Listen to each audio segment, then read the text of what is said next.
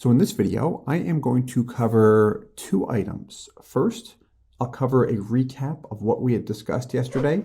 And then second, I'll go over the attachments I had sent. I'll spend the majority of this video on the Excel workbook. And what we'll cover are really the two main items we discussed yesterday regarding your policies, which are number one, the cash value growth.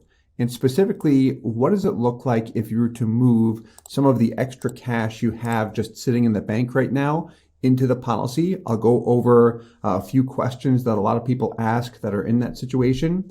And then two, using the policy, specifically for policy loans. If you were to use it for your business or to pay off the car loan you had mentioned, what does that look like and how can you see some different models? I'll show you how you can do that exactly with the loan workbook that we had reviewed briefly yesterday.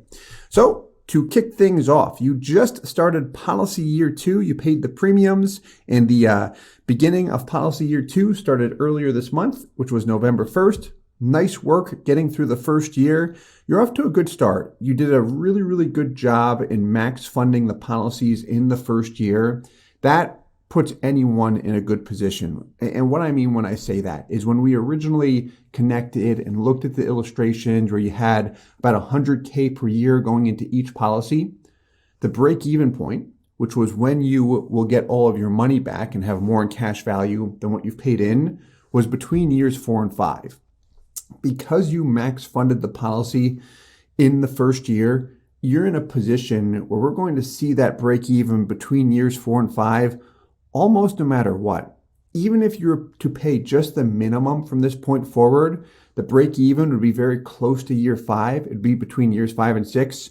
But if you add more than just the minimum, it's going to perform very, very close to what was illustrated, which is fantastic. So let's hit on the question that you had asked yesterday about the extra cash in the bank, because right now you've got a lot of money sitting in cash, and a few questions that you had raised and what a lot of people raise are as follows.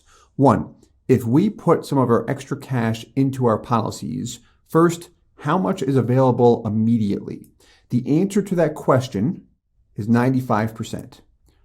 So for example, if you were to add $100,000 into your PUA payment, you dropped it into your PUA rider, you would see approximately $95,000 show up in cash value that you could access as early as 10 business days. So that's the second question. How soon can I borrow against the policy? 10 business days after I make a deposit.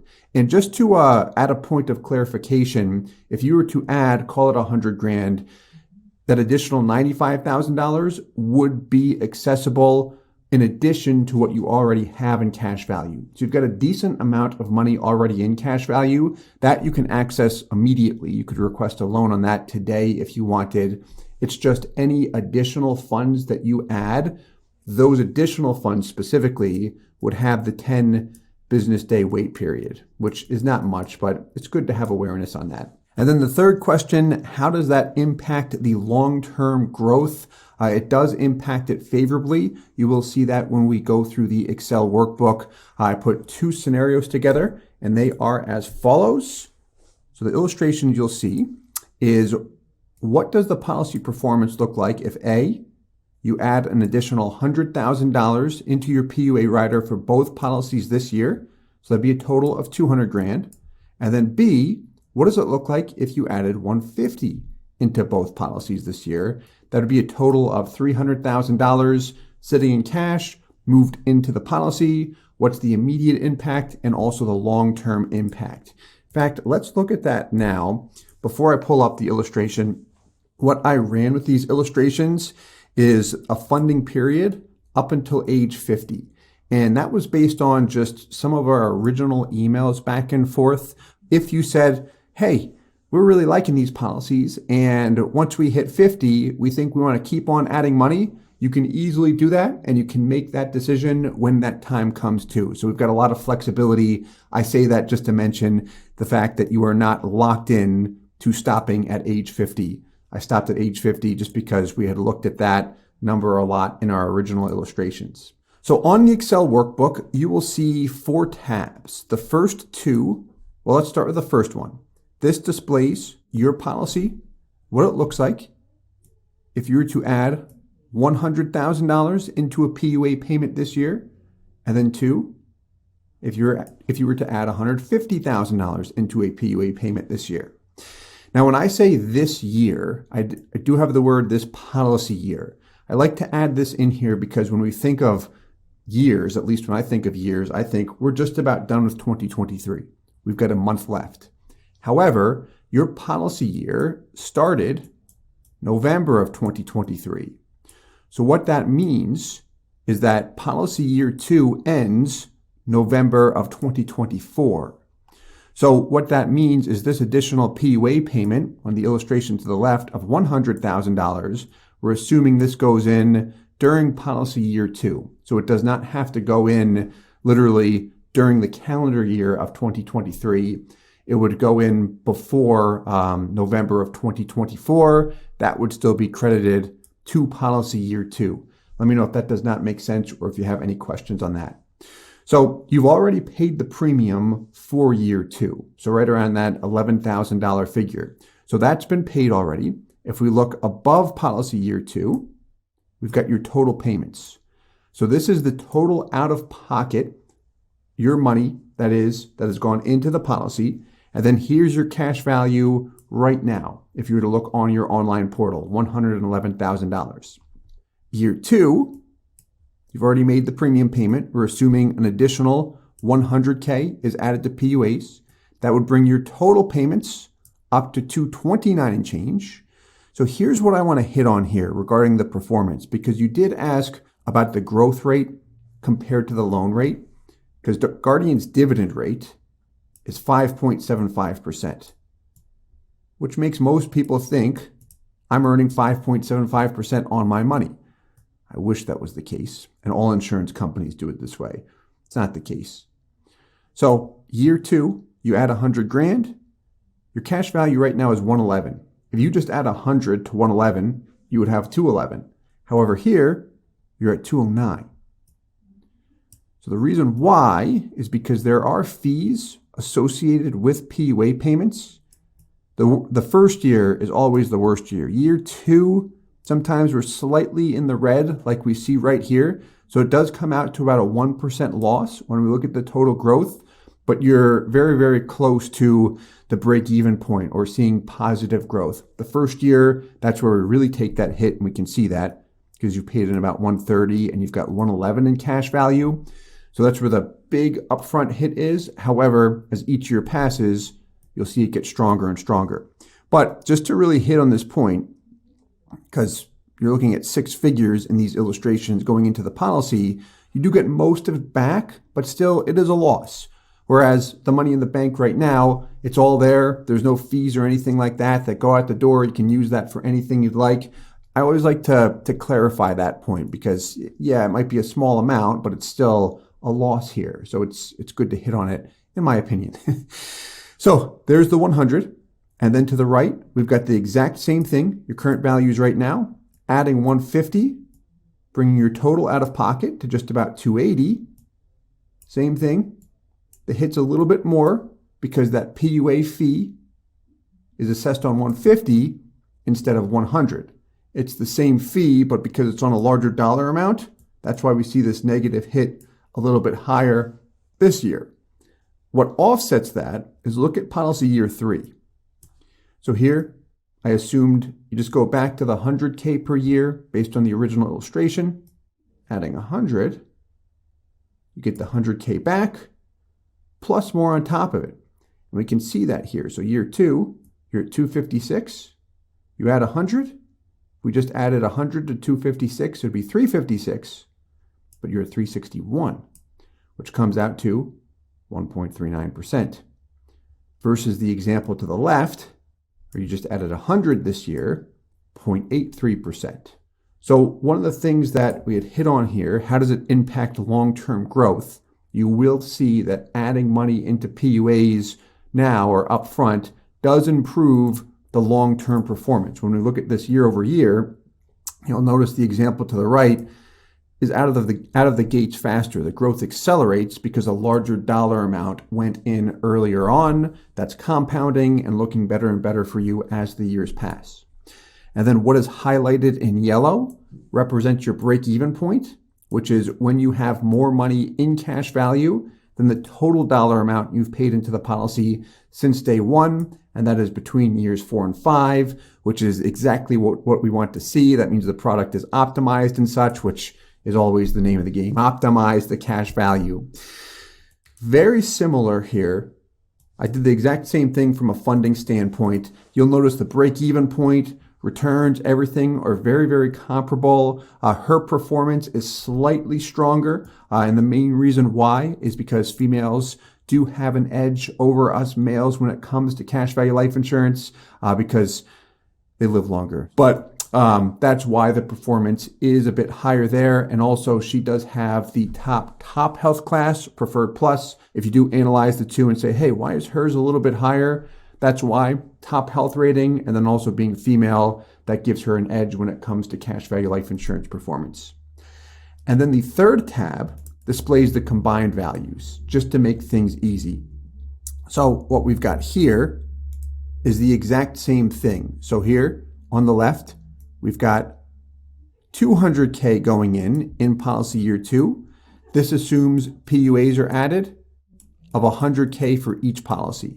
So that's why we've got 200 there, and then the 300 over here, same thing, $150,000 in PUAs for each policy before November of 2024. And then we've got the annual growth rate. And then I also added the cash value growth column here. A lot of times people say, okay, the rates are great and all, but can you just show me like what it's growing in dollars? And what I want to see is the net dollar amount I'm receiving from the insurance company. So in year 2, if you added 200 over here, the hit is a little bit more than 1%. What does that actually come out to? Like how much money do we take a hit in this year? $4,600.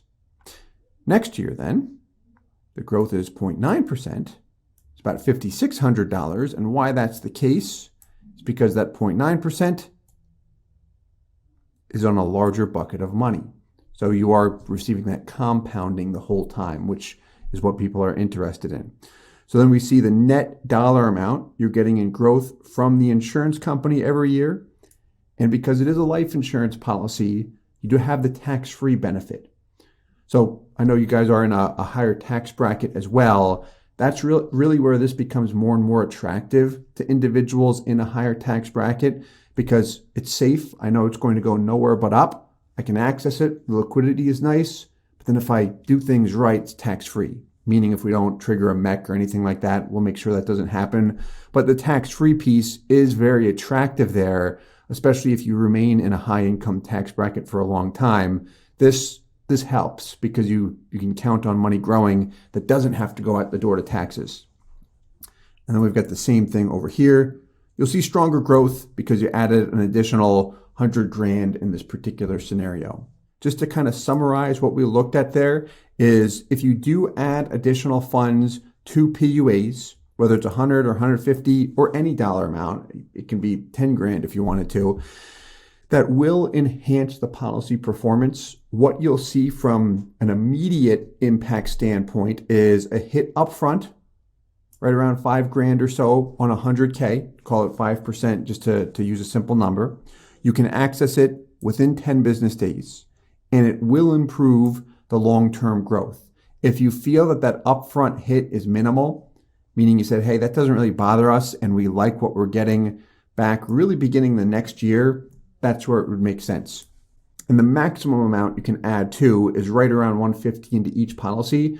The total MEC limit right now, the unused MEC space for both, is right around 156 or so. So 150 is about the maximum PUA you could add between now and November of 2024. All right, cash value growth, complete. Let's look at using the policy.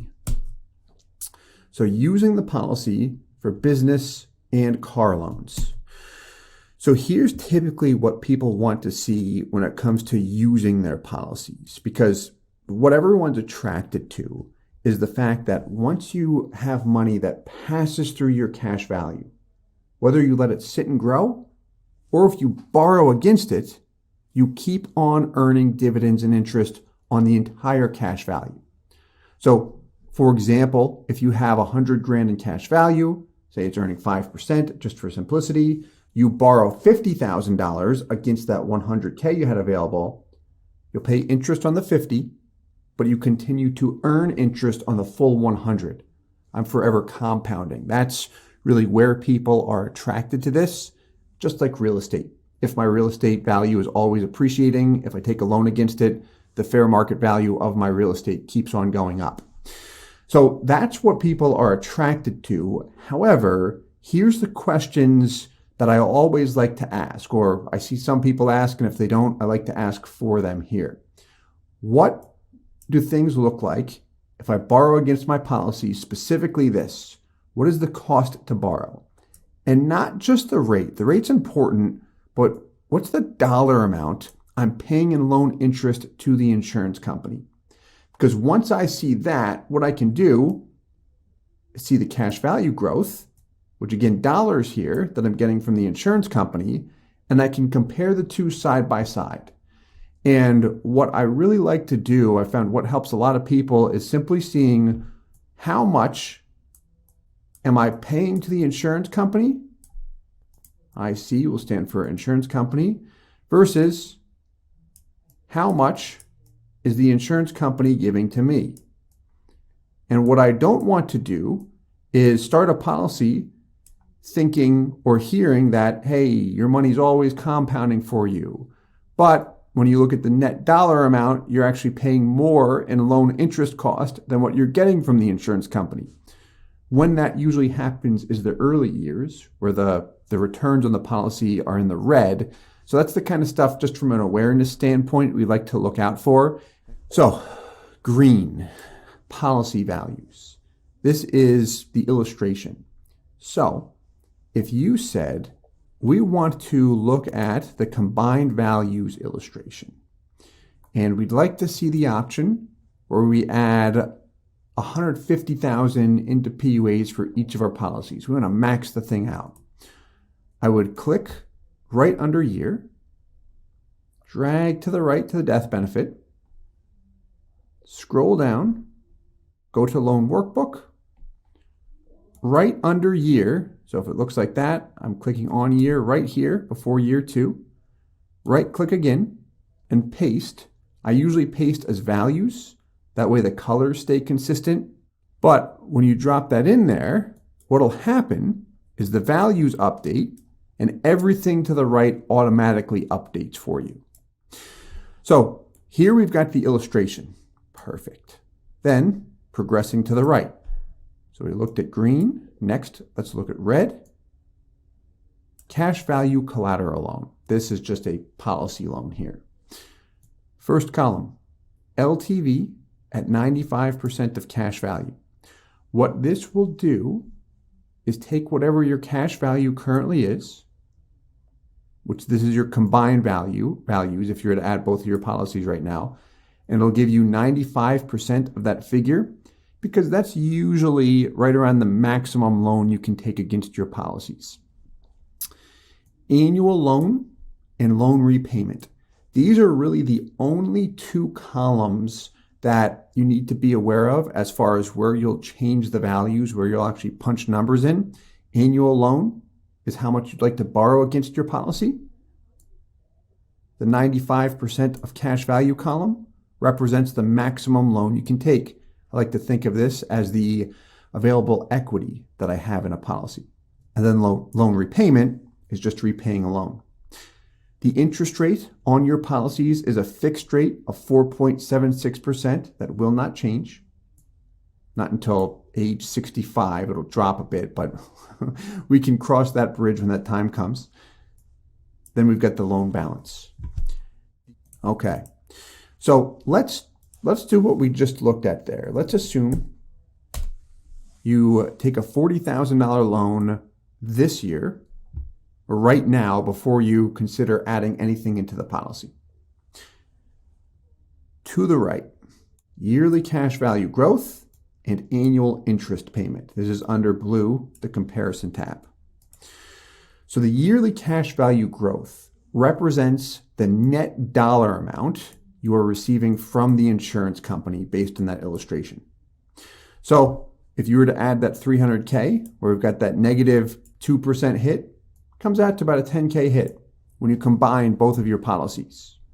If you have a $40,000 loan outstanding, what would happen here? Well, the cost will be $1,900. To the far right, total gain on cash value. What this looks at are these two columns. Your total payments, meaning what's the total amount you've deposited into your policies since day one, and then your total cash value. And this column, total gain on cash value, will show you the difference. So for example, if you were to add 300K this year, 150 in each policy, that would bring your total payments up to about 560, and your cash value is 512, call it 513. The difference is about a $47,000 hit. Really, we're making up for that first year. So that's where the early years of any policy are the worst years. And then when you break even between years 4 and 5, that's where we see a gain. And then it gets better and better as time passes. So that's the total cash value gain. And then on the far right, second to last column, we've got the total interest payments. This is nice because over the years, I found a lot of people like to see what's the total interest they're paying on a mortgage or something like that, or any account, just like how much did I pay in interest to the institution? This gives you exactly that. So in this scenario, where we take a $40K loan and never pay it back, all we do is pay interest of $1,900 per year. This is going to add that up so you can see the total dollar amount you've paid in interest. And then the death benefit on the far right with loan, what this represents is the fact that anytime we take a policy loan, our death benefit will be collateralized dollar for dollar. So we see exactly that going on in this scenario. Pre-loan, 5645, post-loan, 5605. So it gives you an idea of what things will look like when you borrow against your policy. It does not display exact numbers, but they're going to be very, very close. It just gives you a quick ballpark, again, of what things will look like. So let's take a look. Let's get my big head out of the way. All right, cool. So in this scenario, let's assume you take that $40,000 loan and then you pay it off in 2 years, just to make it quick. And it can be 1 year. You can pay it back however you'd like. So in this scenario, not much in loan interest has been paid, $952. Actually, what I'd want to do, there we go. All right, had to correct that quick. So now we've got the total interest paid in the first year, $1,904, make a $20K loan payment, brings our principal down. So the next year we've got $952 in loan interest that's due. And then the following year, we're assuming we pay it off altogether. So by financing it through the policy, the total interest cost here comes out to $28.56 when we look at the scenario. Okay, sweet. Now let's assume you have some fun and you said, hey, we've got a big opportunity here with our company. We'd like to take an $800,000 loan. We want to expand the office or something fun. So 800K loans. We plug in 800K. We could do that because what we looked at here was the available equity. You're at 896. So you could actually borrow a little bit more than 800,000. And let's assume you pay this back at, we'll make it simple, 100K per year. And it can be however you'd like. Maybe it's 0 initially, then 50K 1 year, then 200. You've got a lot of flexibility there. But I'm just going to make it simple here. So here's what I'd want to look at. 800K loan, the year you take that out at 4.76%, what's the cost to borrow? $38,000 in change. And what is your money compounding by that year? Because the IRR, the rate of return that year is 2.23%. Now it's on 943, but that comes out to a little bit more than 20 grand. you've paid $38,000. So the cost there is $18,000. Now, if you are using this for a business loan, right, you can potentially offset some of the taxation there, which will definitely make this look a little bit more favorable. But if we pull that out of the equation, it's an $18,000 cost. Like, that's the point that we really want to, that I like to just emphasize there, because in the early years, especially if I take large loans, when the interest rate is higher than the net growth rate, that is where I'll see a negative hit. However, it's going to offset very quickly. So if we look at the next year, we make a $100K payment. I've got the $700K loan. My cash value, because I'm adding $200K to it each year, it's compounding right at 2.76. So 276 is on the 1.175, where the 476 cost is on the 700. So at that point in time, because you're compounding on everything, you're close to a wash effect. Again, the actual numbers will be a little bit different than this in reality, but again, it gives us a good idea of what things look like.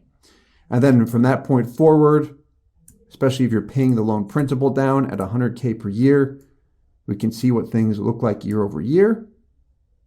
And when it is paid back, I can see what's the total interest I've paid. This includes the car loan as well. Just total interest I've paid to the insurance company versus the total amount I've gotten from them in total gains. So that's how that loan workbook works. You can illustrate it or use it just like a line of credit. So whatever you have available in equity, even when you're making payments, you can take additional loans and such. So I know that is a lot of information. Let me know if you have any questions at all. Call, text, email anytime. And as always, thank you again. Have a great day. Hey guys, Steve here with IBC Global. Thank you so much for watching the video. If you're interested in a whole life insurance policy and you'd like to work with our company in setting it up, please visit our website, ibcglobalinc.com.